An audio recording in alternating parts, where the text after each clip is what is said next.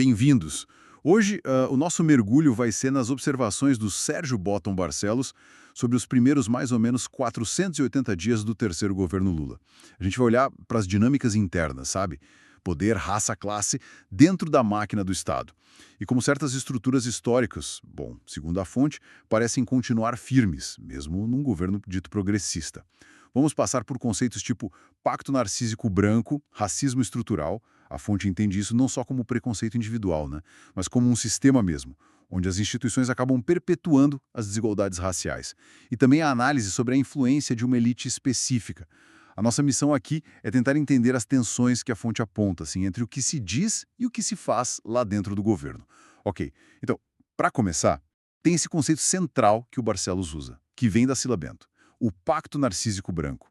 A fonte descreve como um acordo meio silencioso, né? Muitas vezes nem é dito, mas que funciona para manter os privilégios da branquitude nos espaços de poder, frequentemente disfarçado de neutralidade ou mérito. Sim, e o interessante, né, é como a fonte amarra essa ideia com pensadores clássicos aqui do Brasil.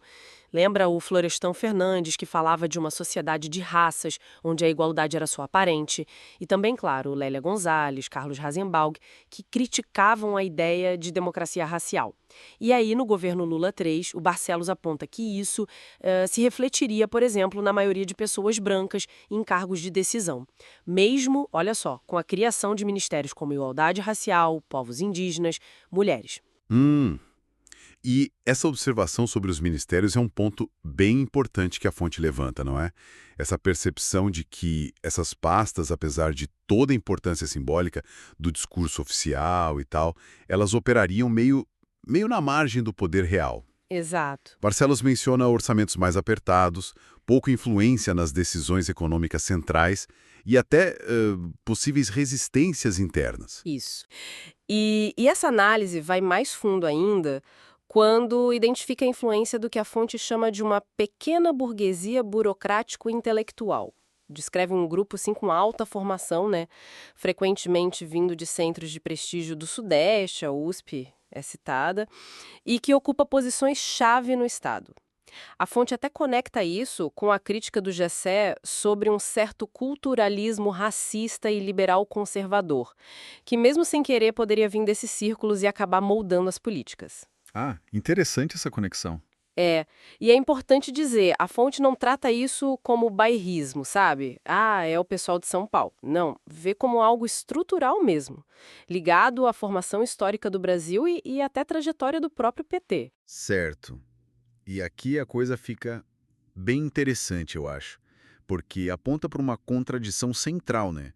Você tem um grupo que se vê como progressista, mas que, na prática que o Barcelos descreve, poderia estar, talvez até sem perceber, preservando seus próprios privilégios, de classe e também raciais. Uhum. A observação sobre ter muitos bacharéis em direito, muita gente de certas universidades paulistas nos altos escalões, a fonte usa isso como um indício, né? Exato. E as implicações que a fonte levanta a partir daí são, assim, bastante sérias, né? Chega a questionar se a dificuldade de avançar em pautas redistributivas mais profundas não estaria ligada a um certo comodismo de classe dessa burocracia influente. Comodismo de classe. Pois é. A fonte sugere que a própria lógica da política econômica, tipo demandas sociais que são ajustadas ao orçamento sem mexer muito em grandes subsídios para setores que já são privilegiados. E também uma presença da diversidade que talvez seja mais estético-performática, sabe? Que tudo isso seriam sintomas dessa situação. Entendi. Como se a representatividade ficasse mais na superfície. Talvez. E citando Bourdieu, a fonte reforça que o capital cultural, as redes de relacionamento, nada disso é neutro, né? Tudo isso é construído em cima de um histórico de exclusão. Ou seja, o próprio acesso a essas posições de influência já seria, por si só, um reflexo dessas estruturas desiguais, que no discurso se busca combater. Parece um ciclo bem difícil de quebrar, né? Exato. A análise aponta justamente para essa complexidade toda. Como é que se promove mudança estrutural a partir de um aparelho de Estado que historicamente reproduziu essas mesmas estruturas? É um desafio e tanto. Então, tentando amarrar as ideias da fonte, O desafio central para o governo Lula 3, nessa visão do Barcelos, iria bem além de só ajustar a comunicação ou acelerar as entregas, como se diz. O ponto-chave estaria na necessidade de enfrentar de forma mais direta as desigualdades que se cruzam de classe, raça, gênero e que estão, tipo, incrustadas na própria engrenagem do Estado. Pois é. E isso deixa a gente com a reflexão final que a própria fonte provoca, né? Considerando esses pactos implícitos, esses privilégios estruturais que foram analisados, que tipo de ação concreta seria realmente capaz de romper com essa lógica elitista, de promover uma redistribuição de verdade de poder e de recursos? Fica essa tensão no ar, né?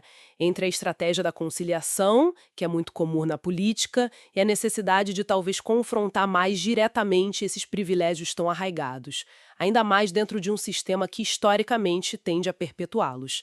É uma questão bem complexa para se pensar.